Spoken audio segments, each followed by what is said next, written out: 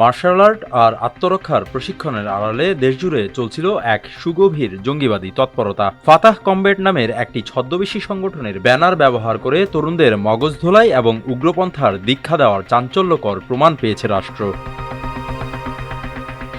সম্প্রতি গোয়েন্দা নজরদারির মাধ্যমে এই চক্রের ৬ সক্রিয় সদস্যকে গ্রেফতার করা হয়। আদালতের আদেশে প্রথম দফায় তাদের রিমান্ডে নিয়ে জিজ্ঞাসাবাদ শুরু করতেই বেরিয়ে আসে একের পর এক চাঞ্চল্যকর তথ্য।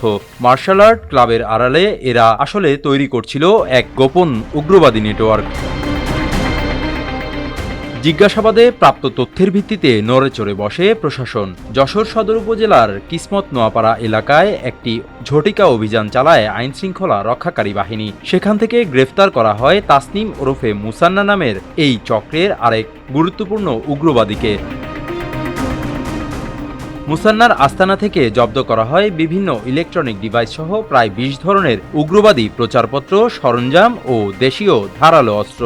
অধিকতর তদন্তের স্বার্থে ১০ জুলাই আসামিদের মহানগর মেট্রোপলিটন আদালতে হাজির করে ৭ দিনের রিমান্ড আবেদন করা হলে বিচারক মনিরুল ইসলাম ৩ দিনের রিমান্ড মঞ্জুর করেন। ফাতাহ কমরেডের যে ৫৪ জনকে প্রথম সন্দেহ করে পুলিশ গ্রেপ্তার করেছিল ৫৪ ধারায়, সেখানে ৬ জনকে তাদেরকে রিমান্ডে নেওয়া হয়েছিল।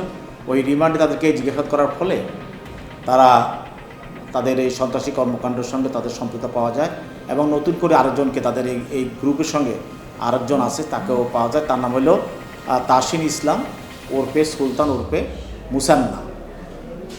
তাকে গ্রেপ্তার করার পরে তার হেফাজতে প্রায় ২০ প্রকারের সন্ত্রাসী কর্মকাণ্ডের বিভিন্ন ধরনের ডিভাইস, কার্যক্রম বা বিভিন্ন ধরনের দ্রব্য এবং বিভিন্ন ধরনের বইপত্র, বিভিন্ন ধরনের সন্ত্রাসী কর্মকাণ্ডের বিভিন্ন আইটেম বা ইনস্ট্রুমেন্ট তাদের কাছে পাওয়া যায়। বিশ্লেষকরা বলছেন, আত্মরক্ষার লেবাসদারি ফাতাহ কমব্যাট এর মতো গোপন সংগঠনগুলো দেশের সার্বিক নিরাপত্তার জন্য এখন নতুন ধাঁচের হুমকি। উগ্রবাদের এই বিষবৃক্ষকে গোড়া থেকে উপড়ে ফেলতে রাষ্ট্রকে তার ঘোষিত জিরো টলারেন্স নীতিতে আরও কঠোর হওয়ার পরামর্শ তাদের।